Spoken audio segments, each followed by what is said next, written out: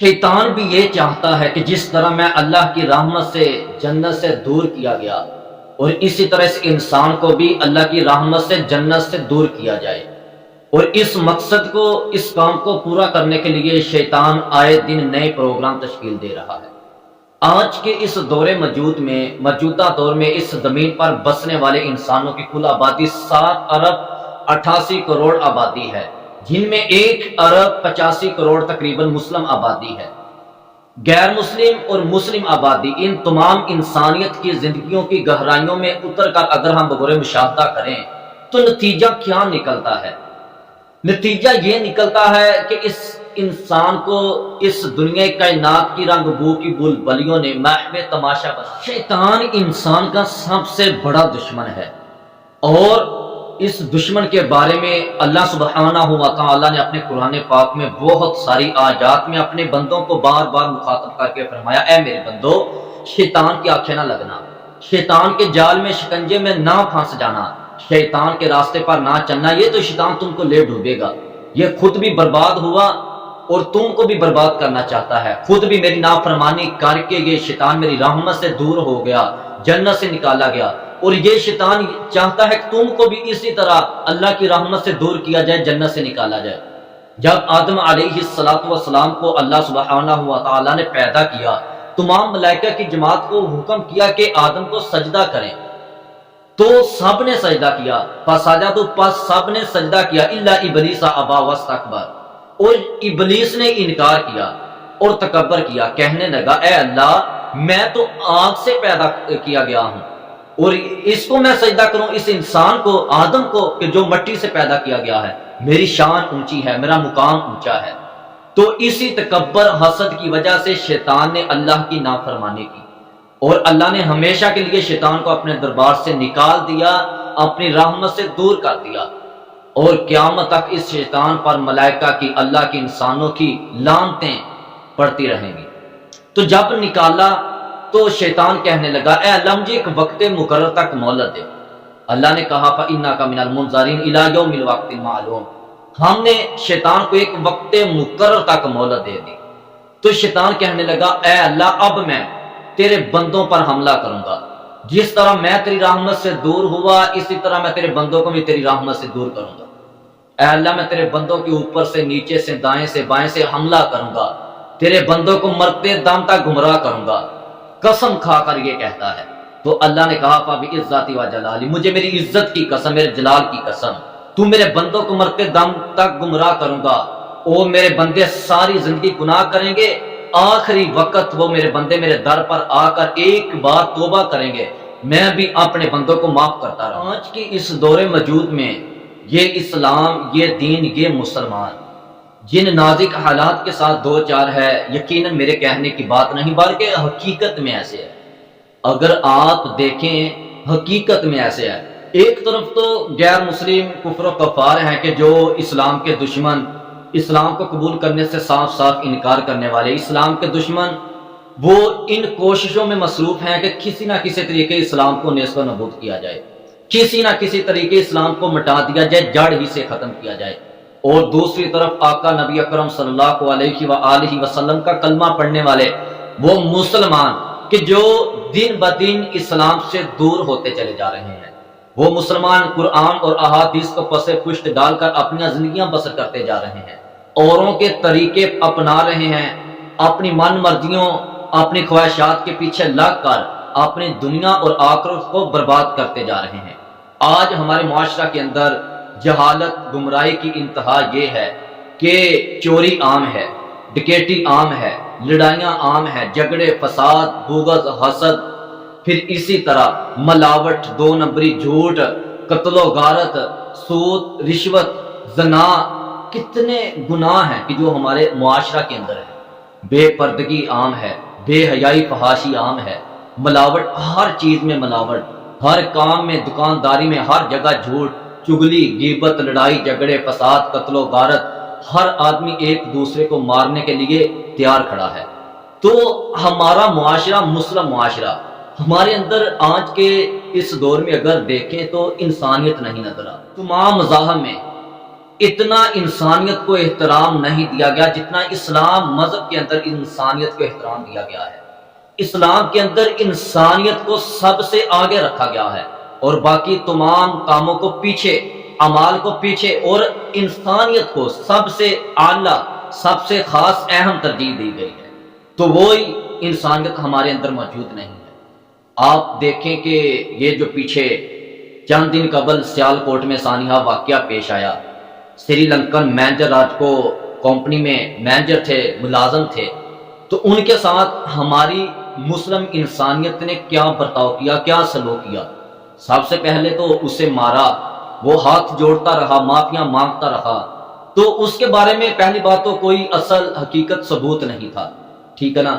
تو اس کے بعد اس کو مارا گیا ڈنڈوں کے ساتھ، بڑی دردناک انداز کے ساتھ اسے مارا گیا، اس پر پتھر برسائے گئے، اینٹیں برسائی گئی، اسے ترسیاں دے دے کر مارا گیا، تو پھر اس کی لاش کو آگ کے ساتھ جلا دیا گیا۔ تو یہ نہ تو ہم کو انسانیت کی اجازت دیتی ہے، اور نہ ہی ہمارے ملک کا قانون، اور نہ ہی اسلام یہ اجازت دیتا ہے۔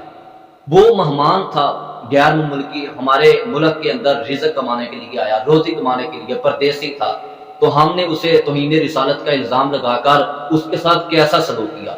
ہم نے اسلام والے ہو کر پورے عالم کفر کو انسانیت کا کیا پیغام دیا، حالانکہ آپ کو پتا ہے کہ اسلام کے اندر سب سے آگے انسانیت کو رکھا گیا ہے۔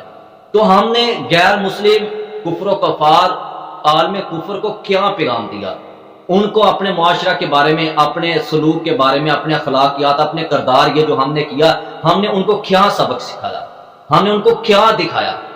یقیناً دل روتا ہے مسلمانوں کی زندگیوں کو دیکھ کر، جب ہم ان کو تبلیغ کرتے ہیں تو یقیناً وہ آگے سے تانے مینے دیتے ہیں کہ پہلے اپنی عورتوں کو پردہ کراؤ۔ آپ کی عورتوں، آپ کے ملک پاکستان میں، آپ کے مسلم معاشرہ میں عورتیں ناچتی ہیں، ڈانس کرتی ہیں، اور لوگ دیکھتے ہیں، ان کو پیسے دیتے ہیں، اور آگے سے وہ غیر مسلم جن کو ہم تبلیغ کرتے ہیں تانے مینے دیتے ہیں۔ وہ کہتے ہیں ہم سے کیا لڑائی کرتے ہو، ہمیں کیا سمجھاتے ہو۔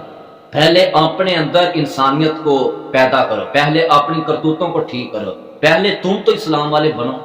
تو یقیناً ہمارے اندر بے حیائی، بے پردگی، فحاشی، یہ جو جرائم گناہ اتنے ہو چکے ہیں کہ یقیناً ہم بالکل ہی اللہ کی رحمت سے دور ہو گئے ہیں۔ شیطان نے ہم کو گمراہ کرنے میں پوری کوشش کی ہے، اور شیطان کامیاب بھی ہو چکا ہے۔ اور اسی طرح ہمارے مسلم معاشرے، مسلمانوں کے اندر ایک ایسا گروہ بھی ہے کہ جو ظاہری طور پر تو ہمیں ایسا نظر آتا ہے کہ بس یہ عالم علماء ہی بس دین کے ٹھیکیدار ہیں، بس ان کو ہی دین کی سمجھ بوجھ ہے، باقی تو سب بیوقوف پاگل ہیں۔ تو وہ جو گروہ دیکھنے میں تو ایسے سر پر بڑی بڑی پگڑیاں باندھ رکھی ہیں، ہاتھ میں تسبیحاں، تو لباس ایسا کہ دیکھنے میں بڑے معصوم شریف لگتے ہیں، تو یقیناً یہ لوگ اسلام کی اصل شکل و صورت کو ہی بگاڑ دینا چاہتے ہیں۔ آئے دن نئی بدعت کو ایجاد کر دیتے ہیں، کوئی نیا مسئلہ، کوئی نئی بات اسلام کے اندر شامل کر دیتے ہیں، پھر ہمارے عوام الناس بیوقوف ان کی باتوں کو اسلام کا حصہ بنا دیتی ہے، پھر ان کے مطابق عمل کرتی ہے۔ آپ دیکھو کہ ہم نے کتنی باتیں اسلام کے اندر نئی شامل کر دی ہیں، کتنی بدعات ایجاد ہو چکی ہیں۔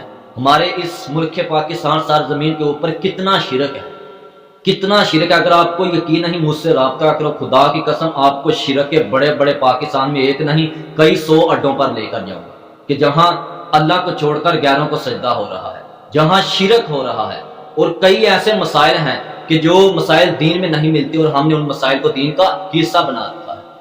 سب سے پہلے ہم نے اپنے آپ کو درست کرنا ہوگا، سب سے پہلے ہم کو اسلام کے مطابق چلنا ہوگا، سب سے پہلے ہم نے اپنے ماحول کو، اپنے معاشرہ کو، اپنے گھروں کو، اپنے آپ کو درست کرنا ہوگا۔ ہم لوگ لا الہ الا اللہ بھی کہتے ہیں، لیکن اللہ کو چھوڑ کر اوروں کو سجدہ بھی کرتے ہیں، اوروں کو مشکل کشا، حاجت روا، رازق، خالق بھی مانتے ہیں۔ پھر اسی طرح ہم ایک اللہ کو حاجت روا، مشکل کشا کہتے ہیں، اسی کو سمجھتے ہیں، ایاک نعبد و ایاک نستعین بھی کہتے ہیں، لیکن اوروں سے مدد طلب کرتے ہیں۔ اپنی زندگی کے تمام کاموں کا ذمہ دار اوروں کو ہم نے بنا رکھا ہے۔ ہم نبی اکرم صلی اللہ علیہ وآلہ وسلم کا طریقہ، اس کائنات میں سب سے اونچا، اچھا، اعلیٰ طریقہ حضور کریم صلی اللہ علیہ وسلم کا طریقہ ہے۔ جو اس کے طریقے پر چلے گا وہ انسان کامیاب ہو جائے گا۔ اس کے لیے دنیا میں بھی خوش قسمتی کی بات ہے اور آخرت میں بھی خوش قسمتی خوش نصیبی کی بات ہے، وہ انسان فلاح پا گیا۔ لیکن ہم حضور کریم صلی اللہ علیہ وسلم کے طریقے کو چھوڑ کر ہم اوروں کے طریقے کو اپنا رہے ہیں۔ اللہ کو مانتے ہیں لیکن اللہ کی نہیں مانتے ہیں، حضور صلی اللہ علیہ وسلم کو مانتے ہیں لیکن حضور صلی اللہ علیہ وسلم کی نہیں مانتے ہیں۔ قرآن پاک کو سب سے اونچی اعلیٰ سچی کتاب مانتے ہیں لیکن قرآن پاک کے مطابق ہمارا عمل نہیں ہے۔ اسلام کو سب سے بہتر دین مانتے ہیں لیکن اسلام کے مطابق ہم نہیں چلتے۔ روز قیامت پر ہمارا یقین ہے کہ قیامت کے روز ایسے ایسے ہولناکیاں ہوں گی، ایسے ایسے اللہ کا غضب ہوگا، لیکن اس قیامت کے دن سے بچنے کے لیے، ان قیامت کی ہولناکیوں سے بچنے کے لیے ہم کچھ بھی نہیں کر رہے۔ جنت پر ہمارا یقین ہے کہ اللہ نے مومن بندوں کے لیے جنت بنائی ہے۔ ہر آدمی چاہتا ہے کہ اللہ مجھے جنت عطا فرمائے، لیکن جنت میں داخل ہونے والے عمل ہم نہیں کر رہے۔ ہم جہنم سے ڈرتے ہیں، اے اللہ ہمیں جہنم سے بچانا، لیکن جہنم سے بچنے کے لیے ہم نیک عمل اللہ اور اس کے رسول صلی اللہ علیہ وسلم کی پیروی نہیں کر رہے۔ ہم تو شیطان کے راستے پر چل رہے ہیں، ہم کو تو شیطان کا راستہ پسند آ چکا ہے۔ ہم نے اپنی خواہشات، اپنے دل کی مرضی، جو دل نے کہا، جیسے دل نے چاہا، اس طرح ہم اپنی زندگی، اپنے تمام زندگی کے ایام شب و روز گزارتے جا رہے ہیں۔ ہم نے اللہ اور اس کے رسول صلی اللہ علیہ وسلم کے حکم کو، اللہ اور اس کے رسول کی احکامات، تعلیمات کو ہم نے پیچھے چھوڑ دیا اور اپنی خواہشات کو ہم نے اپنے آگے رکھ لیا۔ اپنی خواہشات کو ہم اپنے دل کی مرضی، اپنے دل کی من مرضیوں کو ہم ترجیح دیتے ہیں، اللہ کے حکم کو ہم ترجیح نہیں دیتے۔ ہم نماز پڑھنا بہت بڑا عمل ہے۔ دائرہ اسلام میں داخل ہونے کے بعد سب سے پہلے نماز کا حکم دیا گیا ہے۔ جو نماز نہیں پڑھتا، ہم اللہ کے مجرم مانتے ہیں کہ قیامت کے دن وہ لوگ جب جہنم میں جائیں گے وہ اقرار کریں گے، ہم جہنم میں اس لیے پھینکیں گے کہ ہم نماز نہیں پڑھا کرتے تھے۔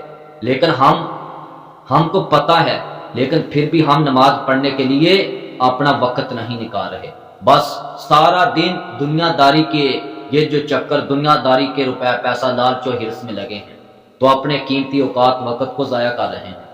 ہم ایک محلہ میں، مسلم محلہ میں، اپنے گاؤں میں کبھی پوچھ کر دیکھیں، تمام لوگوں کو اکٹھا کر کے صرف ایک آدمی ایسا بتا دیں کہ جو 5 وقت کا با جماعت نماز کا پابند ہو۔ 100 میں سے ایک آدمی بھی آپ کو ایسا نظر نہیں آئے گا۔ 1000 میں سے بھی شاید کہ نہ ہی ایسا آدمی ملے کہ جو یہ دعویٰ کرے کہ میں 5 وقت کی نماز با جماعت اللہ کے گھر میں جا کر ادا کرتا ہوں۔ اللہ ماشاءاللہ کوئی اللہ کا ولی مومن بندہ ہے کہ جو اس گئے گزرے دور میں نماز کی پابندی کر رہا ہو۔ ہم کہتے ہیں کہ جھوٹ بولنے والے پر اللہ کی لعنت ہے، جھوٹ بول کر سودا بیچنا وہ حرام ہے، لیکن ہم کو یہ پتا ہے، لیکن ہم جھوٹ بولنے سے گریز نہیں کر رہے۔